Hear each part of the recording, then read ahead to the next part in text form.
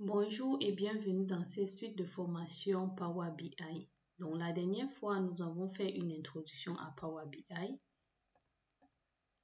Nous avons parlé des caractéristiques principales. On a expliqué pourquoi Power BI était utile. On a fait une comparaison avec les autres outils BI disponibles d'analyse de données. Et aujourd'hui, nous allons installer Power BI Desktop et découvrir ensemble l'interface. Pour cela, vous auriez besoin d'une configuration du système requise. Par exemple, Windows 10 ou une version ultérieure, minimum 4 Go, 8 Go recommandé et un espace de disque de 2 Go pour l'installation. Ceci étant dit, on va directement aller dans Google pour simuler le téléchargement.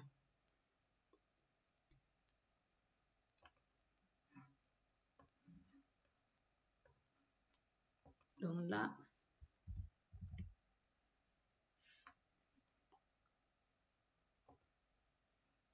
ici, on va mettre Power BI.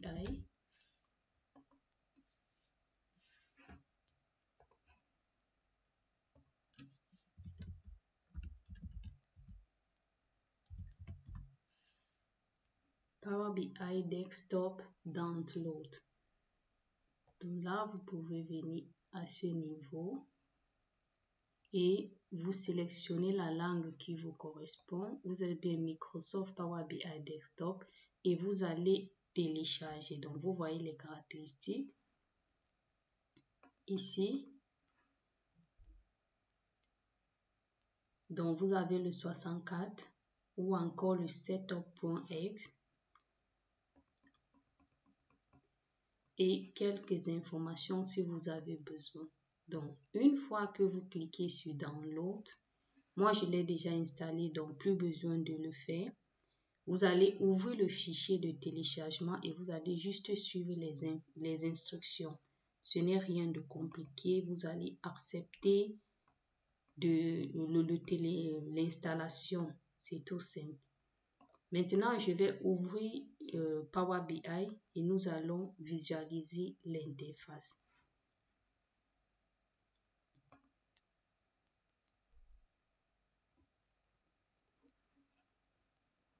Donc, c'est là. Ça s'ouvre.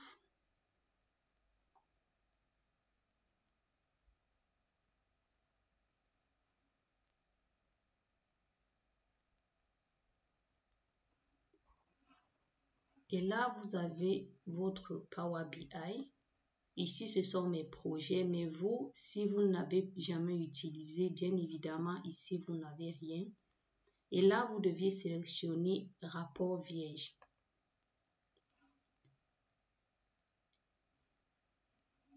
Et maintenant, nous sommes bien sur l'interface Power BI Desktop. Alors, on va un peu passer en revue l'interface. On a ici le ruban supérieur, toute cette partie, qui contient des informations principaux comme l'importation des données. Vous avez obtenu les données. Vous pouvez directement importer un classeur Excel, SQL. Vous pouvez entrer vos données. Vous pouvez chercher dans des sources récentes. Vous avez ici les volets de champ, fichier, accueil, insérer, modélisation. Ceci affiche les informations dont vous avez besoin pour modéliser vos données. Donc, on verra ça un peu plus tard. Mais chaque volet contient des informations spécifiques.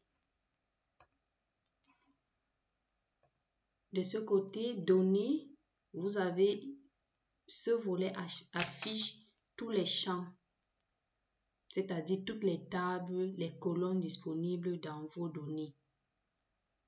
Ceci permet donc de sélectionner les champs que vous voulez utiliser dans vos visualisations. Ici au centre, on a la zone de visualisation, c'est-à-dire cet espace central où vous pouvez créer vos graphiques et vos tableaux. Les visuels peuvent être déplacés, redimensionnés et configurés facilement. Par la suite, ici, vous avez le volet filtre qui permet d'affiner les données effectuées, les données affichées, autant pour moi, dans les graphiques. On verra ça plus en détail. Ici, vous avez le volet visualisation, donc avec des graphiques déjà intégrés que vous pouvez juste glisser vers la zone de visualisation. Ici, vous avez un autre onglet avec affichage de rapport. Vous avez l'onglet table, vous avez l'onglet modèle et vous avez la vue de requête DAX. Ici en bas, vous avez les pages. Vous pouvez ajouter autant de pages que possible. Ça, c'était pour l'interface de Power BI.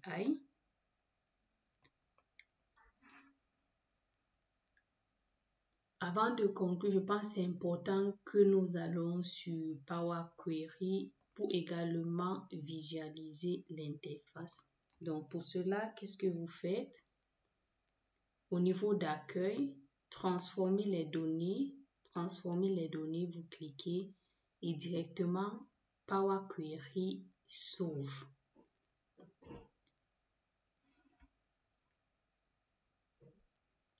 Donc ici, vous avez l'interface de Power Query. On a un ruban tout en haut avec les fonctionnalités qu'on peut utiliser pour traiter nos données. On a cette partie requête qui va afficher nos tables, les requêtes qu'on va effectuer. Et on a chaque volet transformé, ajouter les colonnes, afficher, outils, aide, qu'on va utiliser pour plus analyser, préparer, modifier nos données pour une analyse efficace. Puisque les données ne sont pas encore chargées, il y a d'autres volets qui ne sont pas visibles. Mais ça, on verra dans la prochaine vidéo. Alors, je vous remercie de m'avoir suivi et je vous dis à très bientôt dans la prochaine vidéo.